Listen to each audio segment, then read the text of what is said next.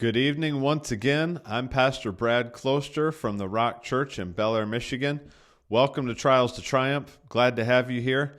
You may be joining us on our YouTube channel or on Facebook, or maybe somebody sent you this. I hope that these are a blessing to you.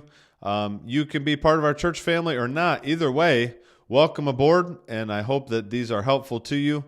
We share these because we believe that everybody goes through things. Everybody goes through trials, we call it. But we also know that it's God's will that those trials turn into triumphs. And so that's why we do what we do. We want to help you succeed. We want to help you have victory. And may these short times that we have together, may they be an encouragement and a blessing to you. Well, let's get right into it today. We're talking about the commands of Jesus in the New Testament. Typically in the Gospels, that's where the words of Jesus are recorded. And so we're just going in sequence, which means most of these are coming from the book of Matthew. And so most of these references, and we're just going through because Jesus said that if you love me, you'll keep my commandments. And so we want to demonstrate our love for Jesus, and therefore we ought to know what the commandments of Jesus are and be able to obey those in our life. Last week, we talked about one of my favorites, let your light shine, and I hope you never forget that. You and I need to be that bright witness for Jesus in a dark place. But today, we have a new one to talk about. This is in Matthew chapter 5, like we just were last week as well, and I think the week prior to that also. Matthew chapter 5, starting in verse 17. Don't you love reading red letters, by the way? These are the words of Jesus. Here's what he had to say. Do not think that I came to destroy the law or the prophets. I did not come to destroy, but to fulfill. For assuredly I say to you, till heaven and earth pass away, that one jot or tittle will by no means pass from the law till it is fulfilled. Whoever, here's the command, whoever therefore breaks one of the least of these commandments and teaches men to do so shall be called least in the kingdom of heaven. But whoever does and teaches them, he shall be called great in the kingdom of heaven. This is we would say this is like an indirect command because he doesn't say you do this, but he talks about doing this or not doing this and what would happen if you did. And so I'm going to summarize the command of Jesus, not because I need to change his words, but because it really doesn't come out and directly say these words, but here's the heart of what he's saying, is that we are to honor God's law. And so what he's saying here is what we referred to and what these people at the time referred to as the law was most of what we consider the Old Testament. And so you have many books of the Bible, the original 5 books of the Bible, the Pentateuch, you have the prophets, you have the Psalms and the Proverbs, you have all of these records of the kings and all of these things. These are what we would refer to as the law. And Jesus is saying, I didn't come to get rid of all of that. I came to fulfill all of that.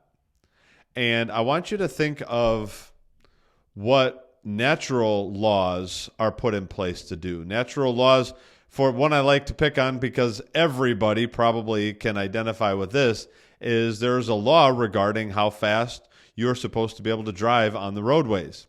Now, contrary to popular belief, and maybe even mine, those laws are not put in place just to trap you. However, it sometimes seems like that. Off of that now. Those laws are put in place for safety's sake so that we create an environment that is conducive for many people using that roadway and not getting hurt. Okay? The law in and of itself, the Bible will say, to summarize, the Bible is not made to trap you. God did not give this to you and thought he's up in heaven thinking to himself, I want to give them something difficult so I can trap them in their sin because I would prefer to fry them. And as soon as they make a mistake, I want to send a lightning bolt from heaven and I want to fry their little fannies and send them right to hell. That is not the purpose of the law. The purpose of the law is to expose to us what's right and wrong so we can stay in the right. And I like what Paul said in the book of Romans. He said, what did he say? Romans 7:7 says, what shall we say then? Is the law sin? Certainly not. On the contrary, I would have not known sin except through the law. And I love that because that's exactly what the law is here to do. It's here to point out the fact that there are things that we should and shouldn't do. If there is a right, there has to be a wrong. You can't have a right without a wrong. You can't have a correct without an incorrect. So what the law does is it separates the two. And it separates the fact and says, okay, so on this side is correct or right. That means on this side is wrong or incorrect. So what the law does is just defines for us what's acceptable to God and what's not.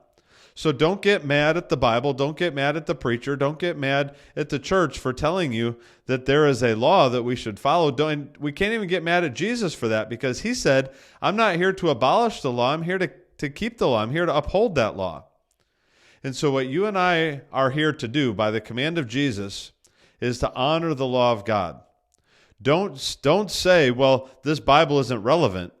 Don't say, well, I don't have to worry about anything in the Old Testament. I don't have to worry about anything other than just what Jesus said. No, he didn't say that. He said, I didn't come to do that. I came to make sure that you understood the clarity between right and wrong, and that's what the law is here to do. So my challenge to us is that with our life, with our actions, with our words, with our motives, that we are honoring the law of God the very best we know how to do. And we're proclaiming that is truth, and we're not saved because we keep commandments, okay?